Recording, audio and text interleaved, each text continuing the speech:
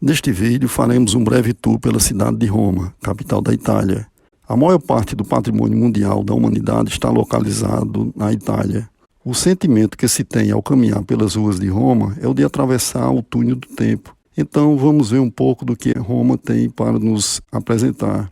A história de Roma começa no ano 753 a.C., portanto são quase 2.800 anos de uma longa trajetória marcados pelos muitos acontecimentos, batalhas e conquistas.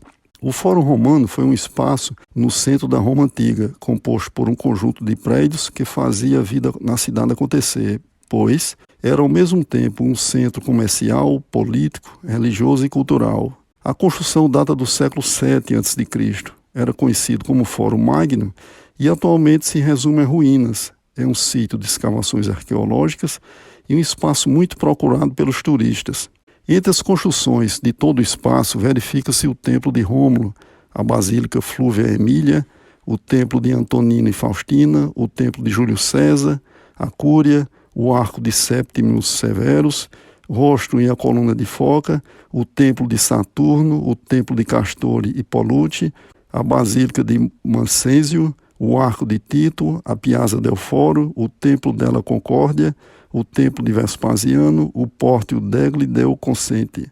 Algumas dessas construções foram destruídas por completo, outras nem tanto. O Templo de Saturno, por exemplo, restou apenas as 8 colunas de granito. A Via Sacra atravessa o centro do Fórum Romano. Era utilizada para procissões religiosas, realização de atos triunfais em comemorações às vitórias em batalhas e até mesmo manifestações fúnebres, assim como fez Marco Antônio em memória a Júlio César, fazendo elogios ao defunto. No espaço também aconteciam outras atividades, a exemplo de espetáculos envolvendo lutas entre gladiadores e até sacrifícios em oferecimento aos deuses.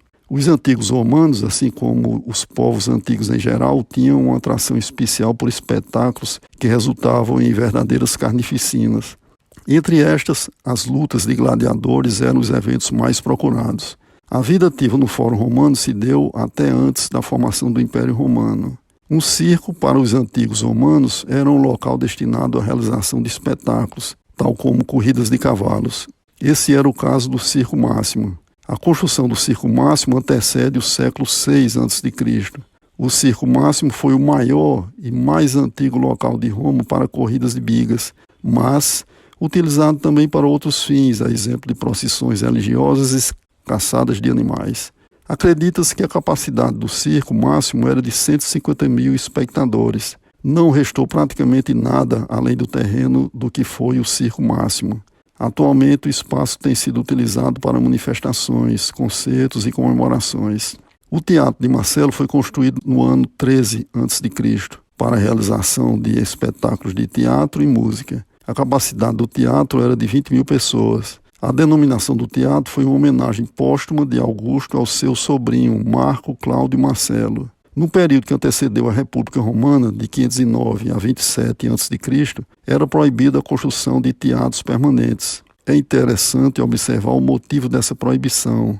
Nessa época, eles achavam que eventos teatrais eram um perigo para os costumes e a moral do povo romano. Até antes da construção do Coliseu, o Teatro Marcelo era o maior e mais importante espaço para essa finalidade. O Panteão foi construído para ser um templo romano, dedicado a todos os deuses. Foi uma construção do ano 27 e depois reconstruído no ano 128. Apesar da sua destinação original, o Panteão foi posteriormente transformado em uma igreja católica. Serviu como local para a realização de cultos religiosos e, como era de costume dos povos antigos, serviu também para abrigar túmulos de personagens importantes. O Panteão é uma das obras antigas mais bem conservadas, muito embora tenha sido alvo de vários saques do que havia de materiais valiosos no seu acabamento, tanto no exterior quanto no interior do prédio.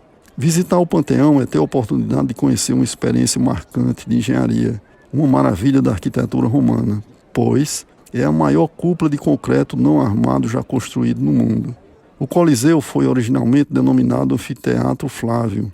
Essa denominação se deu por conta do poder na época, que era composto por membros da dinastia Flaviana. Foi uma construção do ano 80 e podia comportar mais de 50.000 espectadores. serviu como local para momentos de diversão dos romanos, embora bizarro, pois era para combates mortais envolvendo gladiadores, prisioneiros condenados e animais selvagens, assim como para a realização de outros tipos de espetáculos. A inauguração do Coliseu foi marcada por 100 dias de eventos. Acredita-se que 2.000 gladiadores e 5.000 animais perderam as suas vidas nos combates. O Coliseu foi uma obra imponente e muito bem projetada para os padrões da época. A arena era de madeira, coberta por areia para absorver o sangue e no alto recoberta por uma lona fixada nos 240 mastros do topo ao redor de todo o Coliseu.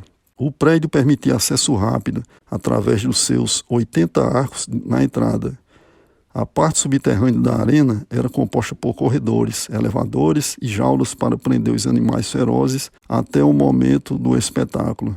A área destinada para os espectadores era dividida em 4 partes, destinadas da seguinte forma. O pódio era para o imperador, senadores e convidados, o nível mais baixo para as autoridades, o intermediário para os aristocratas e o último para as pessoas menos favorecidas. As mulheres eram obrigadas a ficar neste último grupo. Seria interessante encontrar razão para essa exigência.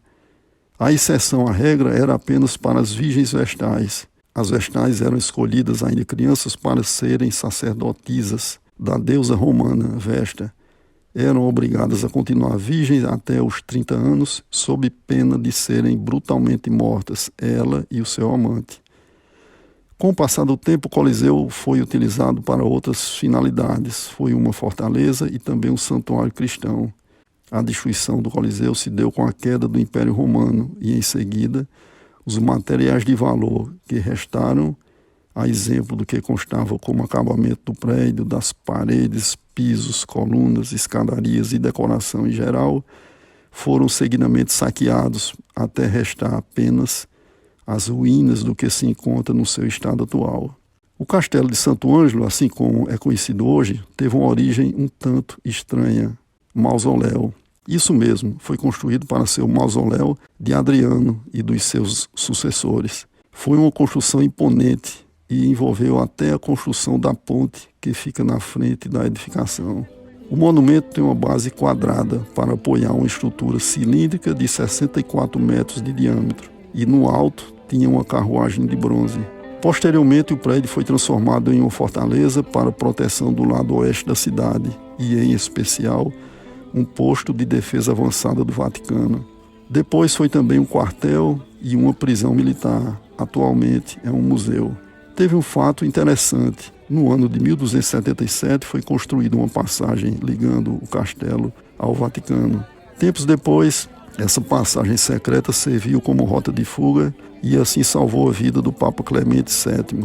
A Basílica de Santa Maria Maggiore é uma das igrejas em que ocorrem as peregrinações religiosas em Roma. Foi uma construção iniciada no ano 432. A Basílica de Santa Maria Maggiore é a mais alta de todas as 26 igrejas dedicadas à Virgem Santa Maria na cidade de Roma. Com o seu campanário medindo pouco mais de 75 metros de altura, é uma das mais bonitas igrejas de Roma. O Templo de Hércules Victor é supostamente a mais antiga construção ainda completa em Roma, datando do século II a.C. A Fontana de Trevi é um chafariz. A sua denominação é uma junção das palavras 3 vias, as quais convergiam para o local. A Fontana de Trevi é uma construção do ano 1762. É o chafariz mais bonito de Roma, o mais procurado pelos visitantes e turistas. A cidade é abastecida por um complexo sistema de arquedutos. Os romanos sempre tiveram uma atração pelo que se origina da água, assim como chafarizes, banhos e termas. Em Roma, encontra-se inúmeros bebedouros públicos, com água pura e de qualidade, jorrando o tempo todo, para quem queira, de graça, matar a sua sede. Ao ficarem encantados pelas belezas de Roma e motivados com a possibilidade de retornar à cidade, os turistas jogam uma moeda na fonte e com esse gesto se fazem acreditar na lenda. Por conta dessa lenda das moedas, a fonte é desligada 1 hora a cada noite para a retirada das moedas. Estima-se que cerca de 3.000 euros são recolhidos por dia, jogados por visitantes e turistas. Dotada de uma boa iluminação, a Fontana di Trevi é um local de visita obrigatória para turistas durante o dia e a noite. O Vaticano é o menor país do mundo e está situado dentro dos limites da cidade de Roma. É a sede mundial da Igreja Católica. É principalmente conhecido pela Praça de São Pedro, a Basílica de São Pedro, os museus e bibliotecas do Vaticano, o Salão Sistina e a Capela Sistina. Abriga inúmeras obras de arte, a exemplo da Pietà de Michelangelo, o Baldaquino de Bernini, além de possuir um relevante acervo nos seus museus. A Basílica de São Pedro é o principal local de orações da Igreja Católica. Foi construída no ano de 1626, tem capacidade para atender simultaneamente 60.000 fiéis. Foi denominada dessa forma porque acredita-se que o discípulo de Jesus Cristo, São Pedro, tenha sido enterrado nesse local. Roma foi a capital do mundo durante o Império Romano e ainda hoje é a capital do mundo católico. É fascinante entrar pelas ruas e espaços de Roma e a cada detalhe do que se vê e imaginando como era o modo de vida dos romanos na época, o que faziam, como faziam, por que faziam o que faziam, como se relacionavam com as pessoas, quais eram os seus costumes e hábitos, como eram os seus laços de família, os seus elementos culturais, assim como os seus rituais. O triunfo romano, por exemplo, era um desses rituais. Envolvia ao mesmo tempo uma cerimônia civil, um rito religioso e era registrado de forma concreta com a construção de um bem material. Tudo isso era realizado para enaltecer a glória romana e, ao mesmo tempo, homenagear o grande vitorioso. O triunfo romano foi registrado de forma concreta em vários locais, a exemplo do Arco de Séptimo Severo, Arco de Tito, Arco de Tibério, Arco de Augusto, Arco de Constantino e a Coluna Trajana. Esse ritual romano foi amplamente copiado pelos países mundo afora, a exemplo do Arco de Wellington no Reino Unido, o Portão de Brandemburgo na Alemanha, o Arco do Triunfo na França e assim por diante em vários outros países.